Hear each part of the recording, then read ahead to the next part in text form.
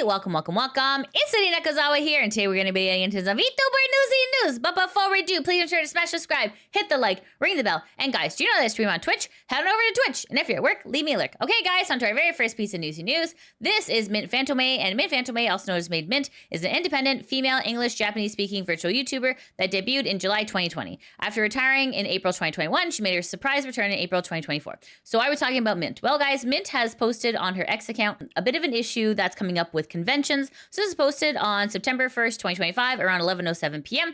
And Mint says, I've appeared at conventions for free before just because I wanted to have the ability to meet more people. But meet and greets and panels take a lot of time and energy. And it's pretty disappointing when a big convention sends an invite to create programming for them only to not offer an appearance fee because I'm a VTuber, LOL. It's sort of frustrating that other YouTubers are given more respect and seen as more legitimate than me because I'm an anime lady. And for larger conventions, please don't send out emails to creators under the guise of a guest invite if that's not the case, crying face. And then Mint says, sorry, I really don't like bringing these sort of things up. I think I was just really surprised by getting an email, being excited and thinking it was a guest opportunity and then being sent a panel submission form. So let's see what some people on Reddit got to say. Toxic Corgi says, this is one of the things we don't realize when talking about how better they are as an indie or that they don't need another corpo. Being an indie leaves you open to getting the rug pulled on you like this in many other ways. You don't get nearly as much bargaining power or protection in situations like this, even if you're a big creator. I still remember Yusen having to call out a con on Twitter for a response because they got ghosted for weeks and were never paid by them for the event that they were booked for. And C.A. Butler says, just to understand correctly, her issue with cons is that she was sent out a guest invite but not paid in any way. What, do these con people think VTubers work under a different world than everyone else? You're inviting her, you should at least cover her room and board. It's the whole VTuber stigma all over again. Offkai, for all it's false, is doing good for VTubers, but it's still a long uphill road for the rest. Omar G says, I'm glad she's speaking out. She never knows her worth, and people take advantage of her because of that. You have to fight for self-respect and not let others exploit you. And this is Ardua Faye says, as someone who used to run guests for convention, a VTuber would be compensated differently. They likely wouldn't require travel and lodging. If they weren't traveling, they wouldn't get a per diem. I'd still ask what they expected vis-a-vis an appearance fee. It can't be the sticker shock from when I asked Markiplier agent for his. Danny says, this is the one disadvantage of being an indie where cons and other businesses can easily take advantage of them. Most of them have little to no legal and business background. Many of them are young and inexperienced in the business world and couldn't afford the legal and business support. So anyways, guys, if you are a fan of Mint, just make sure to kind of go send her some love here. On to our next piece of Newsy news. This was Rosemi Lovelock, and Rosemi Lovelock was a female English language virtual YouTuber affiliated with NIJISANJI EN's second wave of Cydia. Rosemi had graduated from Niji on August 29th, 2025. And this is Rosemi's PL. This is Fuzuki Miki, and Fuzuki Miki was an independent English, Japanese, and French language female virtual YouTuber who debuted on June 2020, retired only after 11 months in May 2021. So why are we talking about Rosemi and Fuzuki? Well, guys, it looks like Rosemi's PL Fuzuki has woken up. This is posted on Fuzuki's X account on August 30th around 8:35 p.m. And Fuzuki says, hello, everyone. It's been a while. It's me, current Tensa turned president turned leader of the world, Fuzuki Miki. I'm glad to be able to talk with you all again. I'll likely be tweeting about things I like or fun stuff. And then she continues to say, I'm currently not very sure if or when I will stream again for now. I will take some time to think about it. So let's see what everyone on Reddit's got to say. Power Jinx says, so happy that we didn't completely lose contact with her, but also bittersweet to have confirmation she has no plans to stream at the moment. At least it's not a hard no. Eater says, ooh, that's a quick turnaround. Batgod says, didn't take long based on the replies and whom has replied. She'll be back soon enough. In the replies, there's kind of like a lot of like ex-corpo people. Maria saying, long time no see, president. Hazumi says, never thought I'd be able to talk to my president again. Maruru says, oh my God, welcome back, president. If you were a fan of Rosemi Lovelock, please make sure to go follow her PL, Fuzuki Miki. As to when she'll stream again, we're not really sure, but definitely turn on notifications for this one in the event she decides to stream again. Okay, guys, on to our next piece of Newsy news. This is 910 Inc. And 910 Inc., formerly known as Wactor, is a Japan-based virtual YouTuber agency managed by Wactor Incorporated. So why are we talking about 910 Inc. / Wactor? Well, guys, Wactor was known for perhaps not being the greatest of companies. So this is posted on the Kurosanji subreddit posted by Zonko, and it says, Wactor has won 4 lawsuits against their ex-members. Japanese courts have given them victory against 4 talents who initiated lawsuits against them way back in 2022. The court ruled that the violators must pay damages to Wactor. The damages awarded to Wactor in these 4 successful lawsuits exceeded 10 million yen, which is about $68,000 USD. Furthermore, using these rulings as precedences, Wactor is preparing additional lawsuits against similar contract violators. For the record, the violators in question are one Japanese male, one Japanese female, one Spanish female, and one Paraguay female. So you can see here, this is the lawsuit that they proudly posted on their website, and it says 4 lawsuits against 4 individuals for serious past breaches of contract. Okay, Wactor Incorporated, a VTuber agency founded in 2018 with a track record of 2 million followers and 60 million views, has signed direct contracts with multiple streaming apps such as TikTok Live and Nico Nico Video. Wactor Incorporated has won 4 domestic and international lawsuits seeking damages against 4 former VTubers who committed serious breaches of contract, with the courts ordering the breachers to pay damages to Wactor. Wactor has won 4 cases in which it has been awarded damages exceeding 10 million yen and is preparing to file additional lawsuits against similar breaches of contract using these rulings as precedent. Our company has suffered serious reputational damage due to contract violators, but we are grateful to have received the understanding and cooperation of many of our business partners and VTuber members who continue to work hard today, allowing us to continue surviving and growing our business. We would like to express our gratitude once again. It says judgment number 1, Wactor wins, Japanese male live streamer loses. And then it says, it is reported that the defendant has concealed the fact that he lost the case and is appearing on a YouTube program to solicit investment from investors. We plan to report this to relevant parties. Judgment 2, Wactor wins, female live streamer in Japan loses, violation of the law. It says case number 2, the defendant was found to have the same address as the defendant in judgment number 1. Wactor wins, male live streamer in Japan loses in violation of the law. The defendant falsely claimed spicy harassment against our company, but these were not accepted and the lawsuit was lost, with our company winning. Judgment 3, Wactor wins, Spanish female live streamer loses. And it says the client was represented by a local Spanish law firm and won the case after conducting the trial in Spanish. This judgment can be enforced by force, such as seizing property, just as in Japan. Judgment 4, Wactor wins, Paraguayan live streamer loses in violation. So it says a client was represented by a local Paraguayan law firm and won the case after conducting the trial in Spanish. The first law firm to represent the defendant withdrew after receiving a yeet threat in the form of a video message offering guns and other weapons from extremist fans defending the defendant, but they were able to find a replacement law firm and successfully win the case. This judgment can be enforced by force, such as seizing property, just as in Japan. It's also been reported that the defendant may have migrated to Japan, and we are currently considering reporting this to the relevant authorities to confirm whether he is staying in Japan on an appropriate visa and whether he is paying taxes to Japan, as well as filing a similar lawsuit in Japan to obtain enforcement powers in Japan. That is essentially the article posted on Wactor's webpage. So let's see what some people on Reddit got to say. Dostin says, Wactor going above and beyond to show NIJISANJI and Shoujo who the real final boss of Black Corpos is. And then Abanaka says, what are the contract violations? Firm says, probably slander. You can't speak out against your company. Japanese laws consider that defamation and companies can sue you for it. The difference between ex-Niji talents and ex-Wactor talents is that in this case, it's the talents that initiated it and they mistakenly chose the Japanese court for it. Meanwhile, if Niji tried suing their ex-talents, they would be laughed out of court in anywhere outside Japan, and as the one suing, they would need to play ball in the home country court of law of the person that they are suing, and that's if it even gets to court in the first place, considering it's not a violation outside of Japan. That said, though, Wactor probably won't succeed in additional lawsuits due to above reasons. In fact, I would love if they blew money into this only to discover that they can't sue. Zodia Master says, Wactor is coming back to reclaim the title of blackest company in the VTuber industry. $68K to be given to Wactor by their exploited third world teenage non-employees. The worst part is that you can't even boycott them since they don't have a shred of success. This might be the first time Wactor has ever made money. Octo72 says, didn't they do something really bad stuff to their talent? I seem to remember a doxing situation was at this corpo. Ilipenti says, doxing, spicy harassment, deceiving minors into illegal contracts, and I don't remember if there is an attempt or if this person actually succeeded. And then Kiat says, don't forget attempts at spicy extortion and prohibiting talents from taking their prescriptions.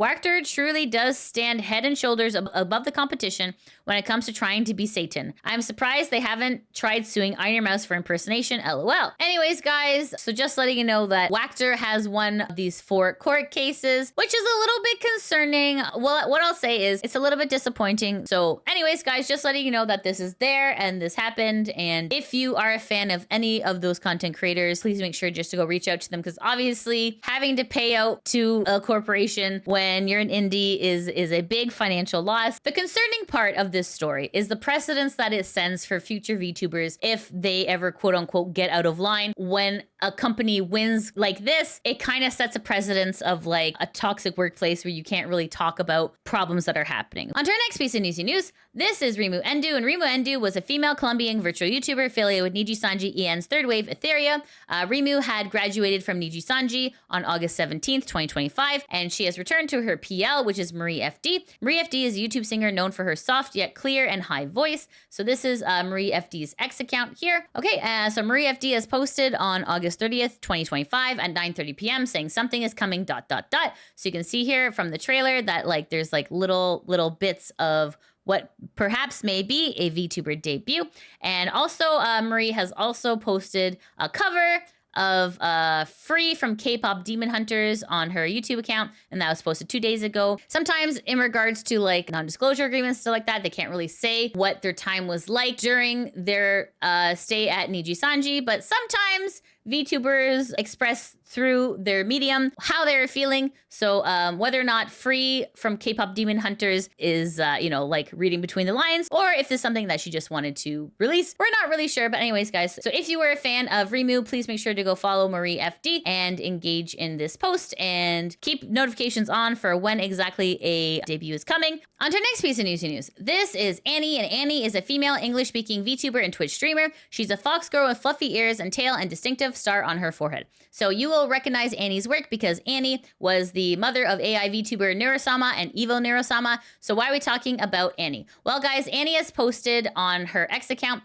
that she may be returning from her hiatus. So this is posted on September 2nd, 2025 around 11:33 a.m. And Annie says, going to be returning to streaming soon. I don't know what this arc is going to be, but I definitely will need to get used to this again. It was a privilege to step back and work on my mental health, and I want to give back a lot of fun and love. Thank you for waiting for me, heart. So guys, if you are a fan of Annie and her work, just know that there will be return to streaming soon. As to when, we're not really sure, but this is something definitely to keep your eyes peeled for. On to our next piece of Newsy news. This is Fulgar Ovid, and Fulgar Ovid was a male English language virtual YouTuber affiliated with NIJISANJI EN's fifth wave Noxious. Fulgar had graduated from Niji May 5th, 2025. So why are we talking about Fulgar? Well, guys, Fulgar has gone to his PL, which is Féileacán Q, and Féileacán Q has just done a debut. So this is posted on Féileacán Q's X account on September 1st, 2025 around 10:20 a.m. It says, 33-year-old primary school teacher who's been possessed by extra-dimensional entities serving death. Welcome Ku into the VTuber world. So this is the design sheet here. Okay, so this is what he looks like now. And this was the debut here. So this is what he looks like now. Guys, if you are a fan of Fulgar, make sure to go check out Féileacán. Okay, guys, on to our next piece of Newsy news. This is KCHAN, and KCHAN is a VTuber and cosplayer. And so why are we talking about KCHAN? Well, guys, KCHAN has run into some issues with her YouTube channel. This is posted on KCHAN's X account on August 29th, 2025, around 12:25 a.m., saying YouTube is dodging responsibility and ignoring a serious issue. There's a loophole in their donation system that lets bad actors abuse it and destroy VTuber and YouTube channels. I'm a victim. My channel was terminated despite never breaking the rules. Everything happened on May 30th. A viewer named Caddy donated 5 million VDN. So if you don't know what a VDN is, that is Vietnamese dong.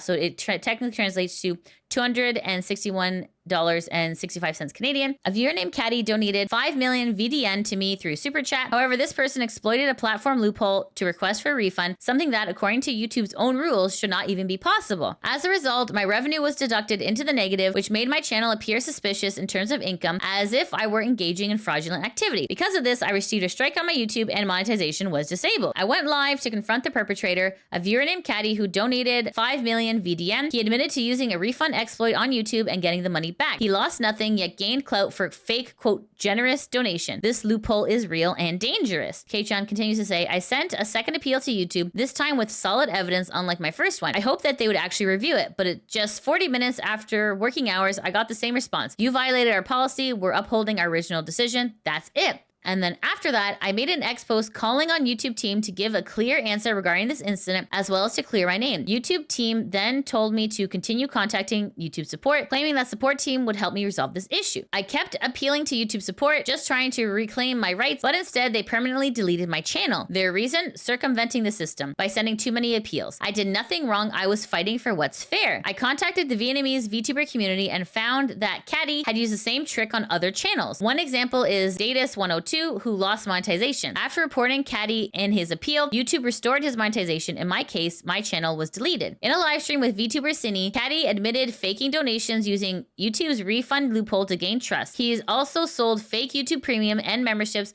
via fake IPs at cheaper prices and signed a paper admitting it all. I'm heartbroken and lost right now. This channel was my dream, hard work, my connection to my fans. It's all gone because one person abusing the system. Someone I even thanked for fake donation. Please, I just want my channel back so I can keep doing what I love. And then Team YouTube replies, this is a very serious matter. We appreciate you sharing all these details. Our teams are looking deeper into the situation and we've sent you a DM to follow up. So whether or not whether or not YouTube will actually look into this properly remains to be seen. But anyways, guys, if you are a fan of KCHAN, please make sure just to go engage with this post and send her some love, because obviously having your entire YouTube channel deleted for someone admitting that they actually did it on purpose is kind of shitty. Okay, guys, on to our next piece of Newsy news. This is Cha-Cha, and Cha-Cha is a guitarist VTuber with 3D guitar motion capture. Why are we talking about Cha-Cha? Well, guys, Cha-Cha had a really cool thing happen. This post on Cha-Cha's X account on September 1st, 2025, around 11:08 p.m. Mocap 3D virtual band, Don't Say Lazy K-On. So let's take a look here. This is actually VTubers using mocap to do essentially like bands. Anyways, guys, it's really cool that the technology can be used in this way. So if you are a fan of VTubers and a fan of virtual band, please make sure to go engage with this post, because what Cha-Cha is doing is really, really cool. Okay, guys, on to our next piece of Newsy news. This is NIJISANJI, and NIJISANJI is an agency of primarily 2D virtual YouTubers who are known as virtual livers, managed by Any Color Incorporated. So why are you talking about Niji? Well, guys, this post on the Kurosanji subreddit posted by Scratch Critical, and it is titled An Employee. So here are the tweets from the employee. Is posted on the handle Surya Desuyo, saying, when I experienced power harassment at Any Color Incorporated, the president didn't help me. Back when it was still Ichikara Incorporated in 2018, I was told to take a leave of absence from university and fully commit to the company. I love the work so much, and I did what I was told. As a result, I was entrusted with overseeing the intellectual property business. But I started experiencing power harassment from my blonde boss who joined the company midway, constantly imitating attitude in the office, verbal abuse, and violence. It made it impossible for me to work as I wanted. No matter how many three-way meetings I had with Takana-san and Iwakana-san, there was no improvement. There's no social insurance, so I can't receive unemployment benefits either, and due to depression, I still can't work and I'm receiving treatment. There hasn't been a single apology so far, and although I had a meeting with a legal representative regarding the matter, they said they couldn't agree to a settlement. Well, it's past the statute of limitations, so there's no need to agree, right? Mr. Tanaku is still active, and Mr. Kiranowaka, who was working with me at the time and was a board member until recently, has acknowledged various instances of consideration of power harassment in their testimony. I am here, but it seems the company has no intention of responding, so I'm writing this here. The reason I'm bringing this up now is because my depression has recently started to improve. I don't want them to pretend past power harassment never happened and say things like a, quote, magical experience or, quote, facing it with compassion. Anyways, guys, let's see what some of the people on Reddit got to say. Horror Game White says, whether the person behind the account is saying the truth or not, it's not surprising to me considering how Any Color has been targeting young graduating students to be the bulk of their low-level managers and how bad their retention rate is. If you think how bad they treat some of their VTubers, imagine it must be worse towards their employees. Hence, I feel bad for many of those managers. Joe Tentry says, ooh, is this what I think it means? People beginning to talk about their experience, the working conditions? I feel like while that does help make JP's side find out just how bad the company is, it's also a very gutsy move, as we all know what can and probably will happen if you're talking bad about your company as a Japanese employee in Japan. Abuisa says, it seems she also posted evidence of her alleged work position and mental disease, depression. But for now, it's better to wait and see how this develops. Maybe this helps to reveal more hidden skeletons in the walls. Anyways, guys, long story short, it looks like employees are finally starting to feel brave enough to talk about their experiences at NIJISANJI. So it's a little bit of a scary thing, and this person is definitely putting their neck out, trying to warn others, essentially, because she's able to get through her depression. She was finally brave enough to say something. So anyways, guys, please make sure to just to go send some love to this person. We'll see what comes from this. Hopefully not more litigation, but knowing Niji, you never really know. On to our next piece of Newsy news. This is San Japan, and San Japan was an anime and gaming convention that just happened on the weekend. That happened on August 29th and August 31st. I was there doing a virtual walk around. However, this story is gets a little bit scary. So why are we talking about San Japan? Well, within San Japan, there was a booth called GamerSups. GamerSups is a company that sells a lot of like VTuber branded cups, VTuber branded energy drinks and stuff like that. So why are we talking about San Japan and gamer subs. Well, guys, this is posted on News for San Antonio, and this was posted on September 1st, 2025, around 1 p.m. It says, scariest threat arrest. Kendra Noel Manning, 25, a social media influencer, was arrested Sunday after police said she threatened to plant a bomb at the San Japan Anime and Gaming Convention, held last weekend at the Henry B. Gonzalez Convention Center. So if you click on the actual post, it kind of gives like a more detailed breakdown as to why. Influencer faces felony charge for KABOOM threat at San Japan Anime and Gaming Convention. This is posted by Christopher Hoffman around September 1st at 11:37 a.m. And it says, San Antonio, a 25-year-old woman was arrested Sunday after police said she threatened to plant a KABOOM at the San Japan Anime and Gaming Convention held last week at Henry B. Gonzalez Convention Center. San Antonio police charged Kendra Noel Manning, 25, a social media influencer, with making a scariest threat to impair public safety, a third-degree felony. The arrest report states that Manning replied to an Instagram story posted by another booth renter, writing, quote, planting a KABOOM at their booth today, in reference to her dislike of the gaming nutrition company Gamersubs. Another attendee, concerned the threat could be real, alerted convention management, who in turn contacted police. Officers barred Manning from entering and issued a criminal trespass warning. Police said the comments and behavior sparked real safety concerns and left people worried that a mass, scary event could break out. Manning later acknowledged making the post before leaving the venue. Manning posted a $35,000 bond. If convicted, Manning could face up to 10 years in prison. The case remains under investigation. So anyways, guys, so a scary thing that happened, obviously, because nobody wants to get kaboomed at an anime convention. Anyways, guys, so it's a little bit of a scary thing for everyone who was at San Japan, and in particular, the Gamer Subs booth. What I'm trying to say is, even if it was a joke, obviously we don't know. Cause in the comment section, someone was saying that obviously it was a joke. Anyways, guys, it is illegal to joke about scariest attacks. It is illegal to threaten kabooming conventions. So yeah, please make sure to be mindful of what you write online, because obviously, please don't go doing illegal things. Please don't go threatening other people. And yeah, so anyways, guys, just a scary thing that happened, especially because like I was also there, I was there virtually, but the fact that this happened at a convention is kind of scary, and hopefully this doesn't happen any further. But yeah, anyways, what I'm trying to say is, guys, please, even at conventions, it is easy to like keep your guard down, please, but please always be mindful of like your safety at all times. Okay, guys, and that's it. That's the end of the VTuber Newsy News. Thanks so much for watching. If you like what you see, please make sure to like, subscribe, comment, all that good stuff. And guys, if you're not able to catch me on Twitch, that's totally fine. I do have a YouTube channel that backs up all of my gameplay called Lydia VTuber VODs, and I probably played through some of your favorites. I'm currently playing through Metal Gear Solid Delta. Please make sure to come stop by. Okay, guys, thank you so much for watching. I hope you have a great day. Take care. Mwah! Bye-bye. What did you see? What was it that made you want to change sides? You wouldn't believe me if I told you. Try me. I saw the universe. The universe? I saw the Not the universe. actual universe. The universe as the intelligent community